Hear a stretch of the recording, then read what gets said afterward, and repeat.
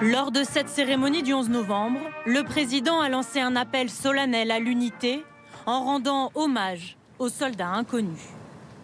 Il est de toutes les convictions, croyants et francs-maçons, agnostiques et libres penseurs, protestants et musulmans, catholiques et juifs.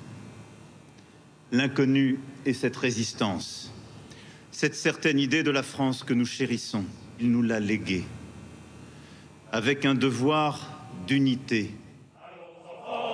Comme le veut la tradition, le chef de l'État a ravivé la flamme qui veille sur le soldat inconnu. Depuis 100 ans, elle ne s'est jamais éteinte. C'était André Maginot, ancien ministre, ancien combattant, qui l'avait allumée pour la première fois le 11 novembre 1923. Y allumer la flamme. La France a rendu un dernier hommage à quelques-uns de ses grands hommes. Emmanuel Macron n'a pas évoqué l'actualité, les tensions en France ou la recrudescence des actes antisémites. Il ne participera pas à la marche contre l'antisémitisme demain, ce que regrette cette dame qui l'a interpellé ce matin. Je suis un petit peu déçue que vous ne veniez pas à la manifestation. Je n'ai jamais été à une manifestation quelle qu'elle soit. Et je pense que mon rôle est plutôt de bâtir l'unité du pays et d'être fier sur les valeurs. Et je suis en action. L'Élysée a fait savoir qu'Emmanuel Macron fera déposer une gerbe cet après-midi devant la plaque commémorative du capitaine Dreyfus, officier juif accusé à tort de trahison. Et sachez qu'hier, Emmanuel Macron a renouvelé très fortement son appel au cessez-le-feu dans la bande de Gaza. Nous partageons la douleur d'Israël, mais des bébés, des femmes, des personnes âgées sont tuées. Il n'y a aucune justification à cela. Nous exhortons donc Israël à arrêter, a déclaré le chef de l'État lors d'une interview à nos confrères de la BBC. Aujourd'hui, ce 11 novembre, est célébrée dans des milliers de communes françaises une mémoire des poilus qui n'a plus de témoins directs, mais qui a toujours, vous allez le voir, ses gardiens. Dans la Meuse, certains ont reconstitué la tranchée de Chattancourt pour montrer aux plus jeunes la réalité de la terrible bataille de Verdun. Noël Ly et Vincent Rucli. Ces poilus surveillent l'ennemi, comme pendant la Première Guerre mondiale. Les Allemands ne bougent pas, très bien. On est tranquille pour l'instant.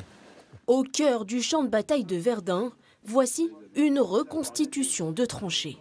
Une sirène donne même l'alerte. Le grand-oncle de ce luxembourgeois y a combattu, engagé dans la Légion étrangère de l'armée française. Il est mort à 21 ans. Il n'a pas connu la vie. Ma mère a connu la Deuxième Guerre mondiale. Lui, il est tombé ici pendant la Première Guerre mondiale. Et sur ces 3 générations, je suis le premier à avoir connu la paix. Ici, de violents combats ont eu lieu entre avril 1916 et août 1917.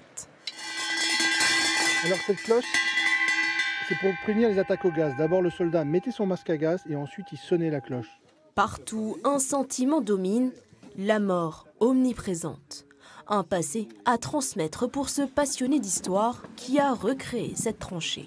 Ça manquait sur Verdun parce que Verdun reste quand même le symbole de la Première Guerre mondiale et c'était très important pour moi à mes yeux, puis à la demande des touristes aussi, de refaire une tranchée pour que le public puisse comprendre et les scolaires aussi.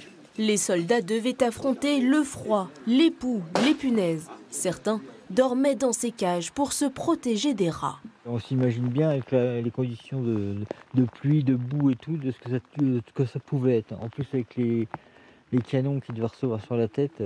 Ça permet, quand on n'a pas connu cette période-là, de se projeter, de voir qu'ils vivaient dans des conditions quand même très, très dures. À la nuit tombée, il faut s'éclairer à la lanterne et aux bougies, comme une immersion au cœur de la Grande Guerre. Et si vous voulez soutenir les anciens combattants, vous pouvez faire un don au Bleuet de France, une institution centenaire qui soutient aussi aujourd'hui les victimes du terrorisme et les pupilles de la nation.